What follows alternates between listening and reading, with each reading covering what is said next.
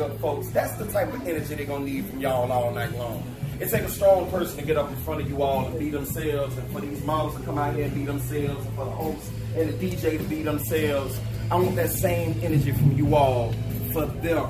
I'm already jealous because I know y'all gonna do better than that for them when they come out. Am I right? All right, well, let's get back to the poetry and spoken word. So I'm gonna do like in the poetry and spoken word where I'm gonna rewind a moment.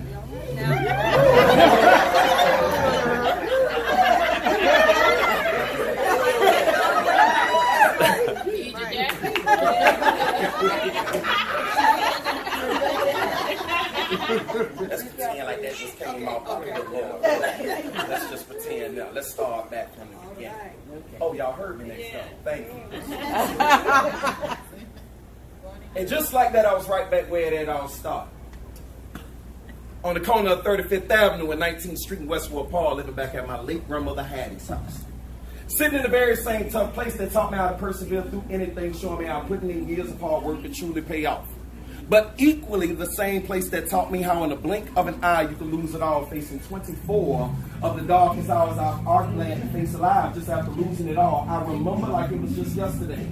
It was in the late summer of 2002 when I was less than 24 hours removed from a much different lifestyle than the one I was accustomed to, growing up in the Fort Lauderdale city limits of Broward County, where the day-to-day wake-up calls and reminders for me were having to listen to the police sirens, race-bound their way to save somebody, on their way to investigate another lifeless body, unsurprisingly, discarded in my beautiful coastline city by somebody were finally replaced by the sweet sounds of the birds chirping outside of my windowsill as my new alarm clock ringing up in the early mornings, warning me that it was time to rise and shine and get it together because, see, Coach Herm Edwards, he didn't tolerate his players being late for practice.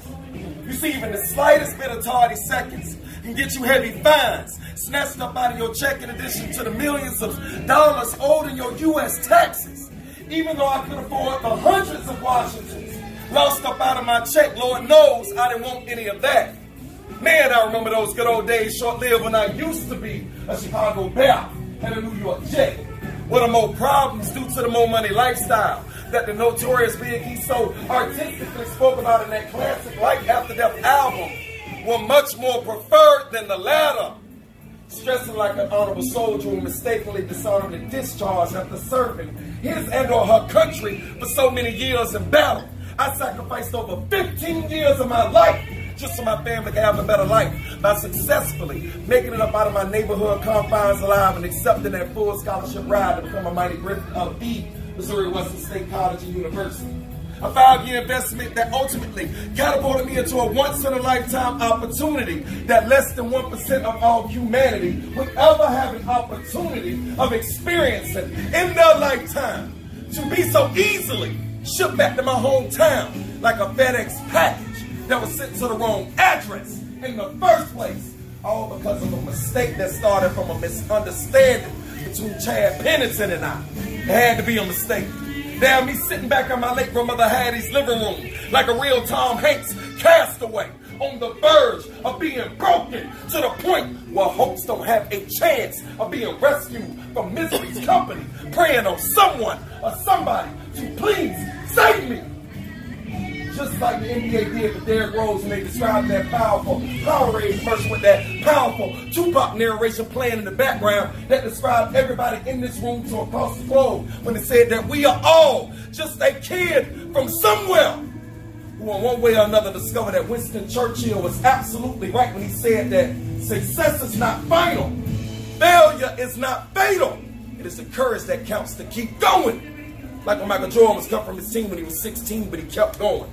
Or when Oprah Winfrey, she made it in TV, and they said she'd never make it in TV, but she kept going. There's one incredible story about this Fort Lauderdale kid I know who's incredible wrong with a pig skin and came to an abrupt, painful end. It's amazing what happened to him when he chose to pick that pen and pad back up, and he put that pain down in that poetry. Regardless how adversity corners your life story, you never give up on the rest of your life.